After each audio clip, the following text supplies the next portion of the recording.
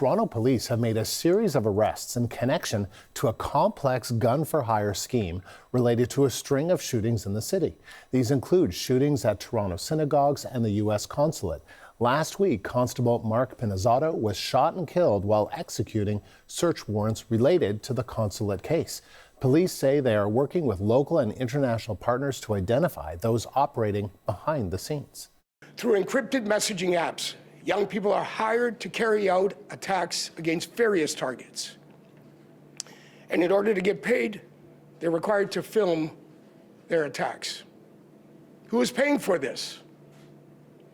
This is what we are trying to determine, including by working with our RCMP and FBI colleagues.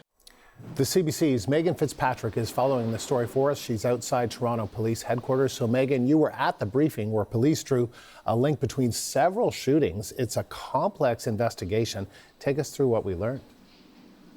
Yeah, so we were hearing details about multiple arrests and multiple guns seized through these investigations. Andrew, let's start with what we heard about that March 10th shooting at the U.S. Consulate, which is right in downtown Toronto. Police saying they have identified the two alleged shooters involved in that incident.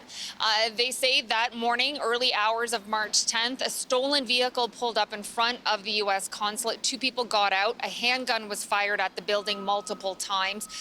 Police saying there were people inside the building at the time, but nobody was injured. The two suspects filmed the incident on their cell phones, they said. It was also captured on surveillance video, the two suspects then getting in the vehicle and taking off. An 18-year-old man has been charged in connection to the U.S. Consulate shooting, and police are hunting for a 19-year-old suspect that they do not have in custody. Then they were talking about another shooting not long after the Consulate shooting on March 25th. That one taking place in the Scarborough neighborhood of Toronto when a gunman allegedly opened fire at the unit, an apartment unit within a building. No one was injured in that shooting. The very next day, another shooting we heard details about on the opposite side of the city in Toronto in the Etobicoke neighborhood.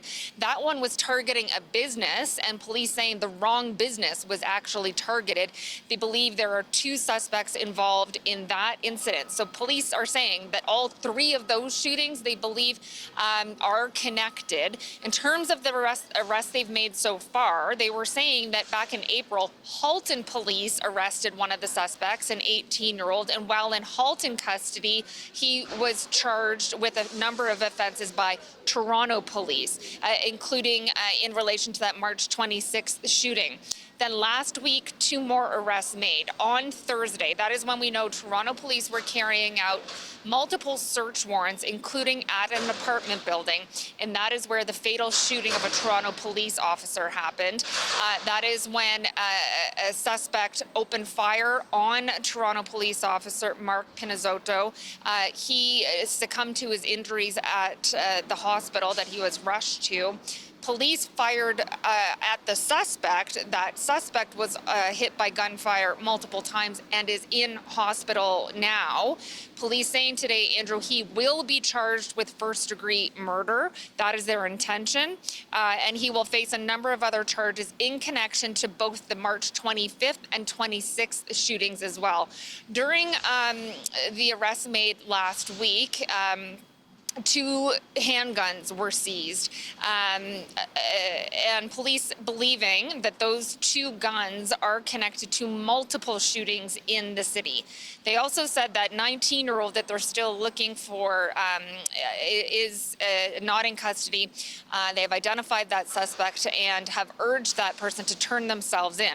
Now, Chief Myron Demkiw was saying with these shootings and other unrelated shootings in the city, other strings of shootings, they believe it's the same kind of scheme being used. Criminals for hire, young people being hired to carry out these shootings. And he says, as you heard in that clip, they are required to film what they allegedly are carrying out on their cell phones. Here's more of what the chief said about this.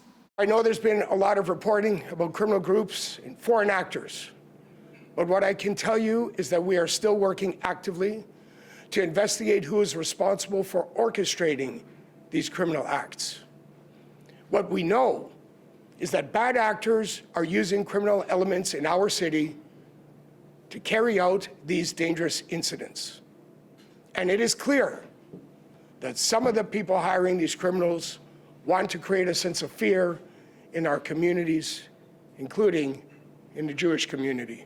So again, police saying they believe the same guns are being used in these multiple networks that are operating in the city where young people are being hired to carry out shootings. He said it's not always the same person pulling the trigger, but that the same guns are being shared around.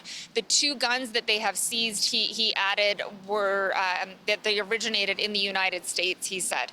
And these two guns, one of them they believe is linked to at least 6 shootings in the Toronto area, and the other they believe is connected to at least 21 shootings in the Greater Toronto area. As for the incident that happened on Thursday, resulting in the death of the Toronto police officer, Chief Demkiw was asked about that, what unfolded exactly. We know the Special Investigations Unit is investigating. Their mandate has been invoked, but he also said that the Toronto Police Homicide Squad is doing their part as well, collecting evidence.